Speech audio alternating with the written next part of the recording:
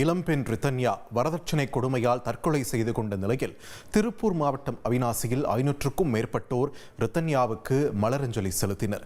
இது தொடர்பான கூடுதல் விவரங்களை எமது செய்தியாளர் செந்தில்குமார் வழங்க கேட்கலாம். செந்தில்குமார், வணக்கம். தற்பொழுது அவிநாசியில் எந்த இடத்துல இந்த மலரஞ்சலியானது வைக்கப்பட்டு வருகிறது?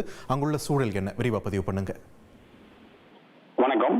திருப்பூர் அவிநாசி அருகே கடந்த சில தினங்களுக்கு முன்பு வரதட்சணை கொடுமையால் ரிதன்யா என்கிற இளம்பெண் திருமணமாகிய 78 நாட்கள் ஆன நிலையில் விஷமருந்து தற்கொலை செய்து கொண்ட சம்பவம் இந்த பகுதியில் பெரும் பரபரப்பை உருவாக்கியது.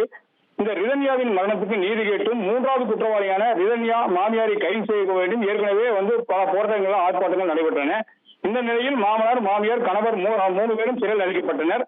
அவர்கள் மீது மிக கடுமையான சட்ட நடவடிக்கை மேற்கொள்ள வேண்டும், எந்தவித அரசியல் தலைவரும் இருக்கக்கூடாது, பல்வேறு கோரிக்கைகளை முன்வைத்து ஆர்ப்பாட்டங்களும் நடைபெற்றன. இந்த பெண்ணின் தற்கொலைக்கு நீதி கேட்டு பல்வேறு சமூக நல அமைப்புகளும் பொதுமக்களும் போராடி வருகின்றன.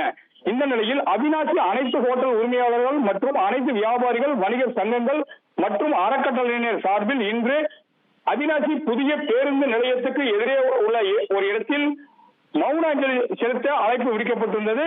இந்த அழைப்பின் பேரில் அனைத்து அமைப்பு மற்றும் பொதுமக்கள் என 500 1000 வரை உள்ள பெண்கள், குழந்தைகள், கல்லூரி பெண்கள், இளம் பெண்கள் என அனைவரும் கலந்து கொண்டு அஞ்சலி செலுத்தினர். உங்கள் தகவல்களுக்கு நன்றி செந்தில்குமார்.